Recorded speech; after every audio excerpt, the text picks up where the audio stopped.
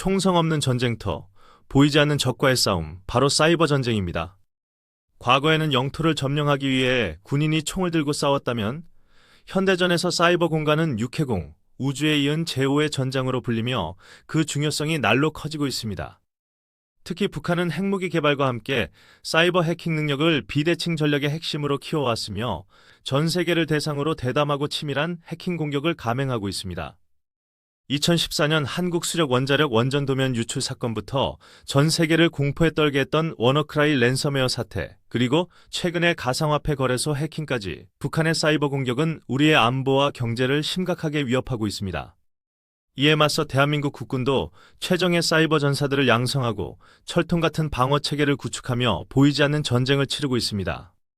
오늘 영상에서는 대한민국의 사이버 안보를 지키는 최전선, 국군 사이버 작전사령부와 화이트 해커들의 활약상, 그리고 미래 사이버 전쟁의 양상을 심층적으로 분석합니다. 북한의 사이버 전력은 세계 최고 수준으로 평가받으며 그 뒤에는 정찰총국이라는 거대한 조직이 버티고 있습니다. 정찰총국 산하의 121국을 비롯하여 라자루스, 김숙희, 안다리엘 등 악명 높은 해킹 조직들이 전 세계를 무대로 활동하고 있습니다.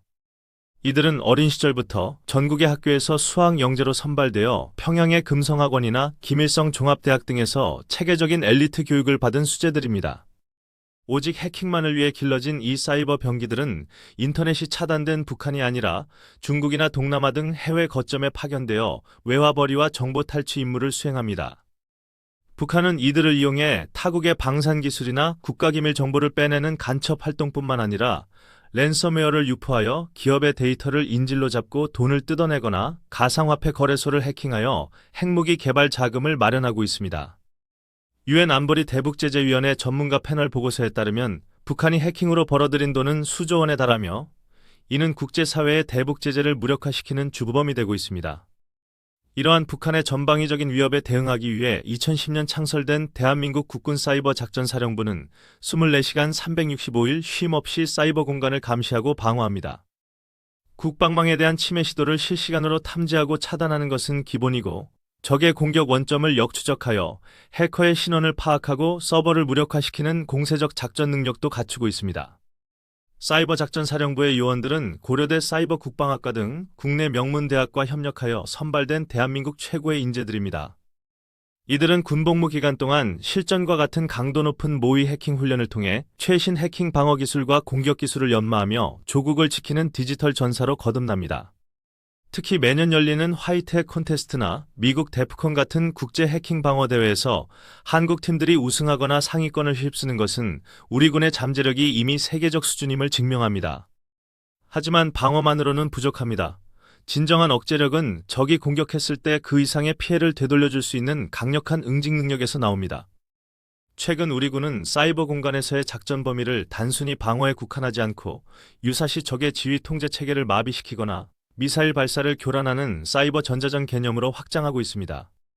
예를 들어 북한이 미사일을 발사하려 할 때 해킹을 통해 발사 통제 시스템을 먹통으로 만들거나 미사일이 엉뚱한 곳으로 날아가 자폭하게 만드는 것입니다. 이는 물리적인 타격 없이도 적의 전쟁 수행 능력을 무력화시킬 수 있는 가장 효율적이고 파괴적인 소프트킬 수단입니다. 또한 사이버전은 가짜뉴스를 유포하거나 여론을 조작하여 사회 혼란을 야기하는 심리전과도 밀접하게 연결되어 있습니다. 전시 상황에서 적국 국민들에게 패배감을 심어주거나 공포를 조장하여 내부 분열을 일으키는 인질전은 총칼보다 더 무서운 무기가 될 수 있습니다. 우크라이나 전쟁에서도 러시아는 대규모 사이버 공격으로 우크라이나의 통신망과 전력망을 마비시키고 젤렌스키 대통령이 도망쳤다는 딥페이크 가짜 영상을 퍼뜨려 항전 의지를 꺾으려 했습니다. 하지만 우크라이나는 이에 굴하지 않고 IT 자원봉사자들로 구성된 IT 아미를 조직하여 러시아 정부 사이트와 언론사를 해킹하는 등 반격에 나섰고 서방 국가들의 기술 지원 덕분에 사이버 전선에서 버텨낼 수 있었습니다. 이는 평상시 사이버 보안 교육과 대응 태세, 그리고 민간의 자발적인 참여가 얼마나 중요한지를 보여주는 생생한 교훈입니다.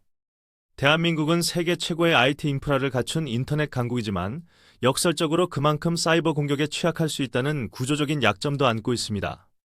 전력망, 통신망, 금융망, 교통망 등 국가 기반 시설이 모두 네트워크로 촘촘하게 연결되어 있기 때문에 한 곳만 뚫려도 국가 전체가 마비되는 대재앙이 발생할 수 있습니다. 영화 다이하드 4.0에서 해커가 신호등을 조작하여 교통대란을 일으키고 통신을 끊어 도시를 암흑천지로 만드는 장면이 결코 영화 속 이야기만은 아닌 것입니다.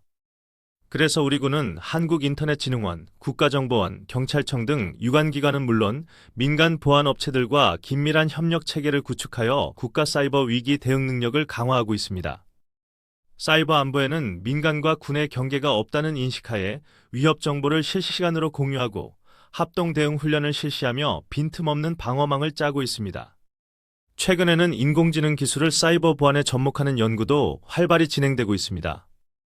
AI가 네트워크 트래픽을 실시간으로 분석하여 평소와 다른 이상 징후를 스스로 탐지하고 알려지지 않은 새로운 악성 코드까지 찾아내어 차단하는 자동화된 방어 시스템입니다. 사람이 일일이 로그를 분석하던 과거 방식에서 벗어나 AI가 24시간 잠들지 않고 피로를 모른 채 사이버 국경을 지키는 AI 사이버 관제병 시대가 열리고 있는 것입니다. 또한 양자 암호 통신 기술 개발에도 박차를 가하고 있습니다. 슈퍼컴퓨터로도 뚫을 수 없는 강력한 보안성을 가진 양자 암호 통신은 우리 군의 기밀 정보를 적의 도청이나 해킹으로부터 완벽하게 보호해줄 최후의 방패가 될 것입니다. 사이버 전력 강화는 단순히 군사적인 측면뿐만 아니라 국가 경제와도 직결되는 중요한 문제입니다. 우수한 보안 인력을 양성하고 보안 산업을 육성하는 것은 대한민국의 미래 성장 동력을 확보하는 길이기도 합니다.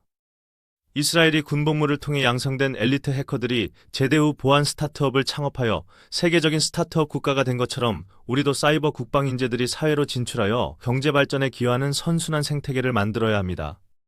지금 이 순간에도 어두운 지하벙커의 모니터 앞에서 적의 끊임없는 침투 시도와 싸우고 있는 사이버 전사들의 노고는 결코 헛되지 않습니다.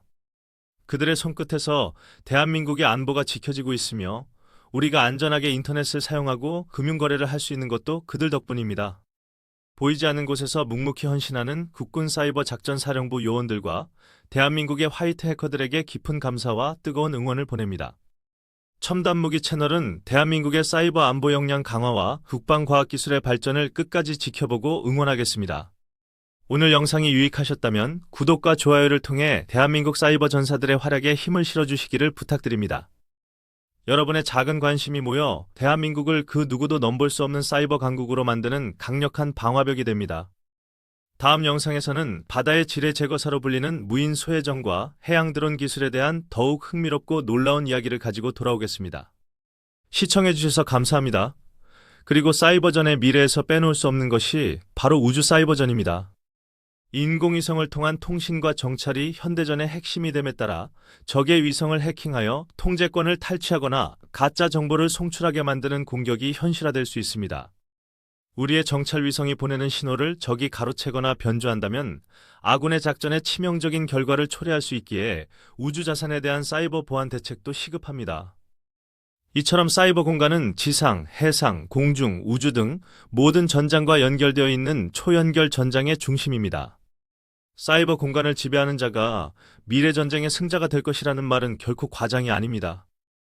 우리는 북한의 끊임없는 도발을 반면교사 삼아 세계 최고 수준의 방어 능력뿐만 아니라 적을 압도할 수 있는 강력한 사이버 응징 능력을 갖추어야 합니다.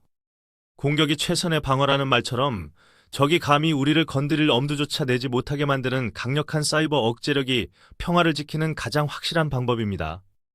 대한민국의 젊은 인재들이 사이버 안보 분야에 더 많은 관심을 가지고 도전할 수 있도록 국가적인 차원의 지원과 관심이 절실히 필요합니다.